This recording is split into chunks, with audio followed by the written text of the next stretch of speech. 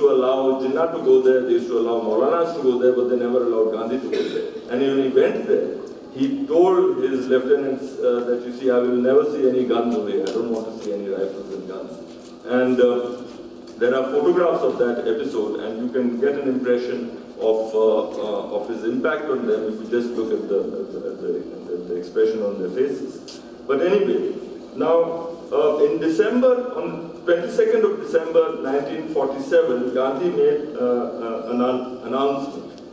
And I read out what he said. He said, some 8 or 10 miles from here at Mehrauli, there is a shrine of Qutbuddin Bakhtiar Chishti. It's esteemed as second only to the shrine at Ajmer. It is visited every year not only by Muslims but thousands of non-Muslims. Last September, the shrine was subjected to the wrath of Hindu mobs. The Muslims living in the vicinity of the shrine for the last 800 years had to leave their homes. I mentioned this sad episode to you, that though Muslims love the shrine, no Muslim can be found anywhere near it. It is the duty of Hindus, Sikhs and the officials of the government to open the shrine and wash this stain off us. The same applies to other shrines and religious places of Muslims in and around Delhi. So this is the background to his last fast. 13th to the 18th of January 1948, Gandhiji went on a fast, and it was a fast, it began on the 13th, he said, I have started my fast, many people cannot understand what I am doing, who are the offenders, Hindus or Sikhs or Muslims, etc. And he said, I will terminate the fast only when peace has returned to Delhi. If peace is restored to Delhi, it will have an effect not only on India but on Pakistan. So when he was closely questioned about this, he said, the fast is against this. People asked him, who is it against? He said, it is against the Hindus and Sikhs of India, and it is against the Muslims of Pakistan. And he said that all religious places should be returned to the people to whom they belong. And the point about this is that Gandhi's actions saved us from a predicament of having something like a Babri Masjid controversy on the doorstep of the capital. Few people realize the importance of this. It was a tremendously powerful act. Delhi became visibly affected by this fast, and Maulana Azad addressed a gathering of up to 3 lakh people on the 17th of January. And he announced certain tests and preconditions that Gandhi had posed to him, and those are fairly simple. That people should be free to move around without any fear. The property of all communities should be safe, and Muslims who have been chased out of Delhi should be asked to come back. He ended his fast on the 18th. Large numbers of people were coming to see him. But interestingly, there were also large numbers of people who were marching past saying, let Gandhi die. The atmosphere was full of trauma and hatred. So I'm trying to evoke for you the kind of conditions that were prevailing. When he used to go to his prayer meetings, there were people weeping and screaming at him.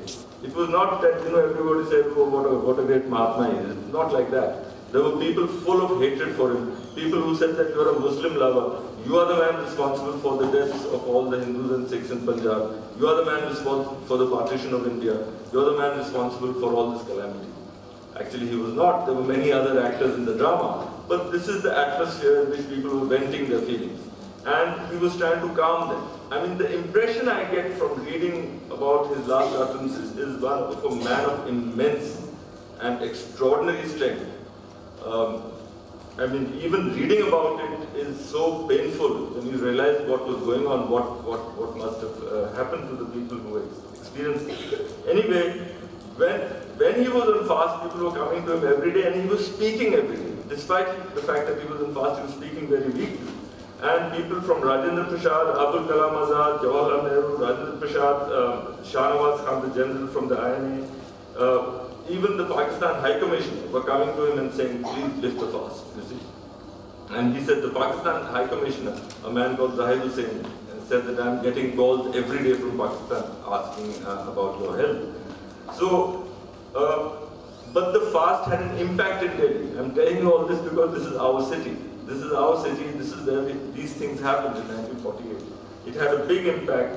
And then processions of Muslims were taken out in Sabzi Mandi, and their Hindu neighbors offered them sweets and so on. So it did have a calming effect on the population of Delhi, undoubtedly. And a declaration was made on the 18th of January 1948. It's a very interesting declaration, which was signed by everybody. So it was not a legal document, but it was a kind of ethical and moral document, which was signed in the presence of Gandhi, which again, people have forgotten about. It says it was signed by all these top leaders, including members of the RSS and Hindu Mahasabha. You see, we wish to announce that it is our heartfelt desire that Hindus, Muslims and Sikhs and members of other communities should once again live in Delhi like brothers and in perfect amity. And we take the pledge that we should protect the life, property and faith of Muslims, and the incidents that have occurred in Delhi shall not happen again. We want to assure Gandhiji that the annual fair at Khwaja Qutbuddin Bazaar will be held this year as in previous years. Muslims will be able to move around in Sabzi Mandi, Karol Bagh and Paharganj and other localities just as in the past.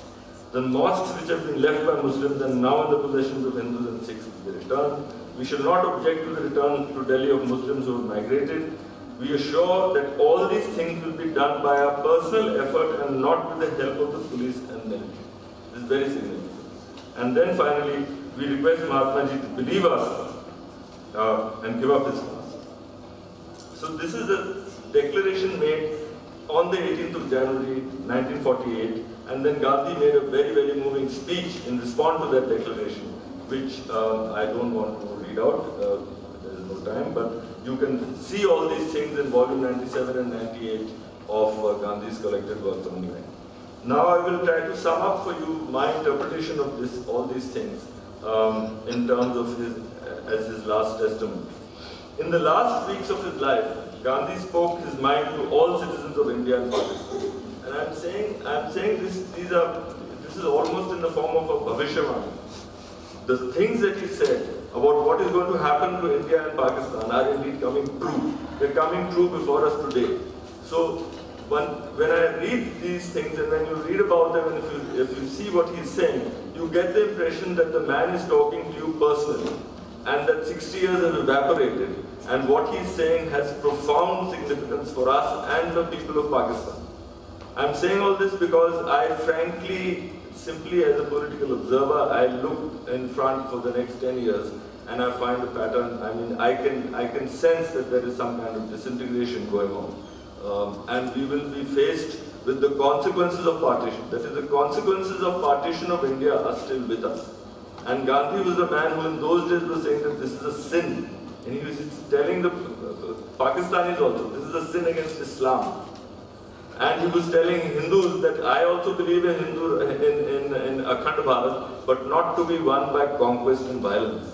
It can only be determined by love. It cannot happen if you hate people so much. You know? Anyway, so he spoke his mind to all citizens of India and Pakistan. As I said, he spoke as a citizen of neither country or a citizen of both countries. He spoke freely as it was his habit, not sparing anyone, always with respect and an appeal to their better side. He asked Pakistan's rulers to ensure the safety of minorities and predicted that Pakistan would be an impermanent entity unless it fought the secular polity. How true this is.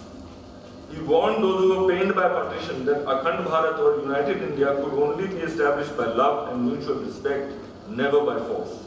He spoke to community leaders whose utterances pained him, including Muslim leaders who had called him a kafir, and the RSS and Hindu Mahasabha who hated him for the respect that he showed to Islam and Muslims.